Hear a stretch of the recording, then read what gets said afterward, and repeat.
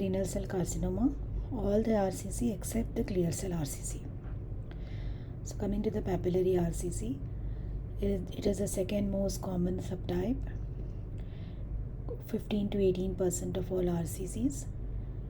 Type 1, in which the papillae are lined by a single layer of cells with scanty pale cytoplasm, and type 2, in which the papillae are lined by a pseudostratified epithelium composed of cells with abundant eosinophilic cytoplasm, typically of higher nuclear grade.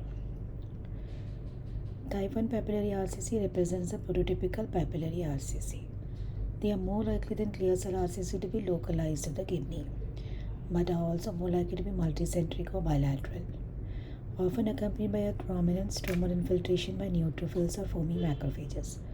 Psammoma bodies may be present and the nuclear grade is variable. In contrast with clear cell RCC, there is strong expression of CK7 and MCR in type 1 tumors. There is no loss of 3P. They have a better prognosis. In rare instances, type 1 papillary RCC is hereditary, associated with germline mutations of the c-MET oncogene, causing hundreds of small tumors. Type 2 papillary RCC represents a heterogeneous collection of high-grade RCCs with papillary architecture. Different genetic subgroups include sporadic fumarate hydratase mutation that is not associated with hereditary leiomyomatosis, CDKN2A silencing mutation, SETD2 mutation, NF2 mutation, hippopathway tumor suppressor, and NRF2 ARE. Some papillary RCCs have mixed histologic features. Another morphological subset is oncocytic papillary carcinoma. Coming to the next is the multilocular cystic renal neoplasm of low malignant potential. These are rare macrocystic renal tumors representing less than 1% of renal neoplasms. They are composed of thin septa without any macroscopic tumor nodules or expansile growth. The cysts are lined by a layer of clear epithelial cells, but the key diagnostic feature is the presence of small clusters of clear neoplastic cells in the thin walls of the septa. Have 3P alterations similar to clear cell RCC. Follow a benign clinical course. Differential is clear cell RCC, clear cell papillary RCC, benign renal cortical cyst, and cystic nephroma, mixed epithelial and stromal tumor, MEST. Chromophobe RCC. It is 5% of all cases of RCC, typically devoid of hemorrhage or necrosis. Characteristic broad alveolar arrangement of tumor at the low power. Two main histologies, classic or plant cell type and eosinophilic variant. Calcification is present in nearly half of the cases. The nuclear features which are critical to diagnosis are characterized by irregular nuclear membranes, hyperchromasia, and frequent binucleation. These specific nuclear features are both necessary and sufficient for classification as chromophobe RCC. Numerous cytoplasmic microvesicles stain for Hale colloidal iron, but we do not require this. Rely almost exclusively on the H&E morphology. With that caveat, commonly they express CMA, CD117, CK7, CD9, CD82, Paxillin, parvalbumin, Claudin 7, N8, EpCAM, and E-cadherin, but not N-cadherin or Mymentin. A high percentage of chromophobe RCCs have been found to be immunoreactive for CD10, at least focally. In contrast to most RCC subtypes, at least 20% of the chromophobe RCCs are negative for PAX8. Frequent loss of chromosome 1, 2, 6, 10, 13, 17, and 21 has been found. Can undergo sarcomatoid transformation and may have a greater tendency than other types.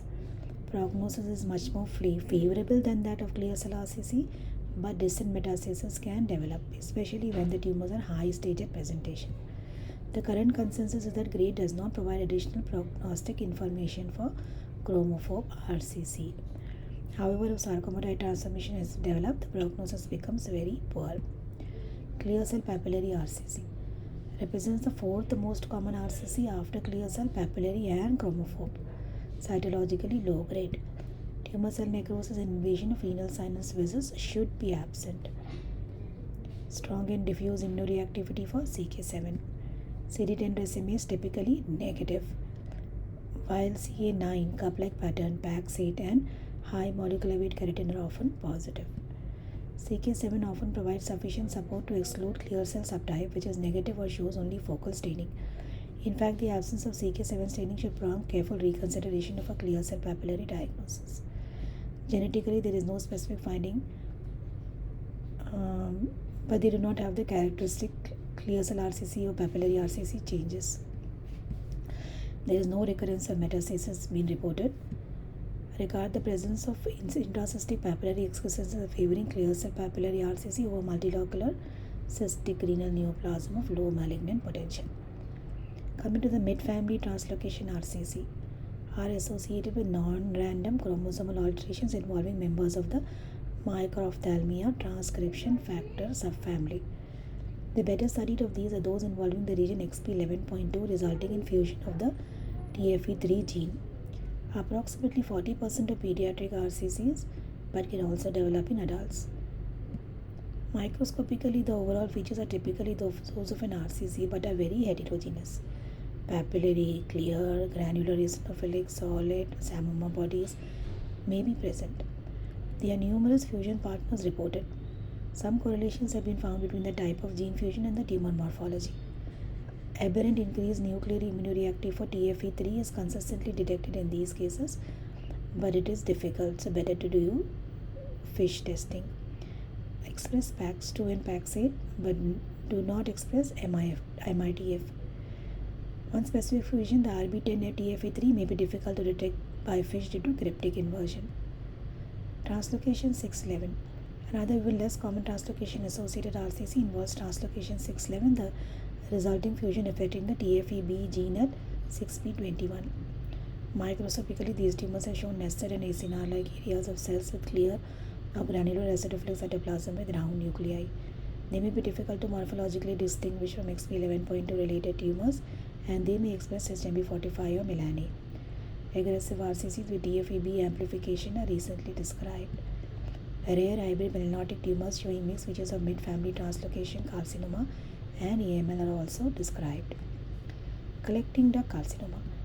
It is less than 1% of all RCCs under current criteria are centered in the medulla, have destructive infiltrative growth often with surrounding desmoplastic reaction, and almost always high stage of diagnosis. Sarcomatoid may be present. Atypical changes in the adjacent ducts, dysplasia may be seen. Genetic profile information is limited because of its rarity. Very aggressive. Most importantly, should be diagnosis of exclusion.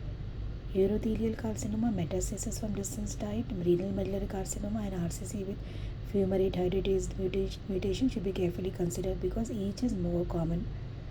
Additional sections of the collecting system may be most helpful in distinction of urothelial carcinoma, but ISC may be needed if no definitive urothelial precursor lesion is identified. At least PAX8 positive P63 negative phenotype is required for this diagnosis. PAX8 positive P63 negative. Nucleus mark B1 should be retained, which is distinguishing from medullary carcinoma. Fumarate hydratase FH loss by immunohistochemistry and genetic counseling or testing may be needed to exclude fumarate hydratase deficient RCC, hereditary leiomyomatosis, and RCC syndrome. So coming to the fumarate hydratase deficient RCC, which is hereditary leiomyomatosis and RCC associated RCC, they are aggressive, associated with mutations in FH, the gene encoding fumarate hydratase, most of which are germline and associated with hereditary leiomyomatosis and RCC syndrome. Many of these patients have cutaneous or uterine leiomyomas. Significant morphologic overlap with collecting duct carcinoma and type 2 papillary RCC. Unlike other hereditary renal neoplasia syndromes, patients may present with only a single unilateral mass due to low penetrance. Microscopically, the characteristic pattern is papillary with abundant eosinophilic cytoplasm and large nucleoli with surrounding perinucleolar halos. The characteristic perinucleolar clearing may be present only focally. ISC can play important role in the diagnosis as tumors typically lose cytoplasmic expression for FH. Overexpression of modified cysteine, S2 succinylcysteine may also be helpful, but the antibody is not available. Present at higher stage with distant metastasis, aggressive behavior may be seen even with small tumors. Coming to the medullary carcinoma, it's a rare malignant renal neoplasm occurring commonly in young patients of African descent typically 20 to 30 years of age with sickle cell trait. Mixed morphological patterns that include reticular, reminiscent of yolk sac tumor, rhabdoid, cribriform, tubulopapillary, and poorly differentiated solid areas often in a background of desmoplastic stroma, admixed with neutrophils and usually marginated by lymphocytes. Associated myxoid stroma is also common. Nucleus SMARP-B1 INI1 loss has become required for the diagnosis. Patchy nuclear expression of OCT34 is also characteristic. A rapidly fatal course is typical. Coming to the VCL-ALK fusion-associated RCC. A separate but seemingly very rare renal neoplasm with the VCL-ALK fusion has been recently described in children with sickle cell trait. Distinct from renal medullary carcinoma with a unique spindle to polygonal eosinophilic cell population containing conspicuous intracytoplasmic vacuoles. Unlike renal medullary carcinoma, these follow an indolent clinical course. Coming to the tubulocystic carcinoma, it is tubular and cystic. A rare subtype less than 1% of all renal neoplasms. Gross-lead appearance has been described as spongy and bubble wrap. Prognosis tends to be favorable. No distinct genetic signature has been reported. Coming to the mucinous tubular and spindle cell carcinoma, unique type low-grade RCC. Presence of a spindle cell component being an important clue for their correct identification. ISC profile of MTSSC is similar to papillary RCC. Cytogenetic profile is different. Recent finding of recurring alterations in the Hippo pathway in the MTSSC provides strong evidence for the latter. Prognosis generally favorable. Unless the tumor is accompanied by high-grade sarcomatoid carcinoma, which can be a rare event. Coming to the acquired cystic kidney disease associated RCC. Only in patients with acquired cystic disease related to dialysis. Patients with acquired cystic kidney disease at high risk of developing RCC of any subtype should be reserved for cases with unique and specific histologic features. Tumors often have macrocystic growth, but solid and papillary architecture is also frequent. Two characteristic features include intratumoral oxalate crystals and a unique sieve-like architecture characterized by inter and intercellular lumina separated by very thin strands of cytoplasm. Often negative for CK7, but often express AMACAR. No 3p loss, no chromosome 7 or 17 trisomies. A specific genetic signature has not been identified. Present at low stage, indolent clinical course. Rare cases may have sarcomatoid rhabdoid aggressive behavior. Coming to the succinate dehydrogenase deficient RCC. Recently described subtype, distinct morphologic features. Defined by loss of cytoplasmic SHDHB expression by immunohistochemistry. Germline mutations in the NSDH gene, most commonly SDHB, and occurs in younger age range. Because of the syndromic association, patients may have history of paraganglioma, SDH deficient just or pituitary adenoma. Most helpful diagnostic features are presence of intracytoplasmic vacuole or inclusion that contains eosinophilic material, the consistency of which varies from pale and wispy to densely eosinophilic. Sarcomatoid change also reported. Reactivity for CD117 and CK7 is very rare, but PAX8 and kidney-specific adenine are consistently positive. By definition, SDHB immunocells stains show a loss of cytoplasmic reactivity in the neoplastic cells, while the internal intratumoral blood vessels or intrarenal tubules are positive. Follow an indolent course that METs may occur in 11%. Coming to the eosinophilic solid and cystic RCC, emerging subtype that was formerly described in a series of tuberous sclerosis associated RCCs, now recognized more sporadically. Sporadic exclusively in women. Prominent granular yield cytoplasmic stippling said to resemble leishmaniasis. Unusual CK20 positive CK7 negative phenotype. Common molecular karyotype alterations distinct from RCC described seem to be indolent. RCC unclassified. PAX8 you have to use to classify the renal epithelial origin, but urothelial markers P63H high molecular weight keratin also helpful, since up to 25% of upper tract urothelial carcinoma express PAX8.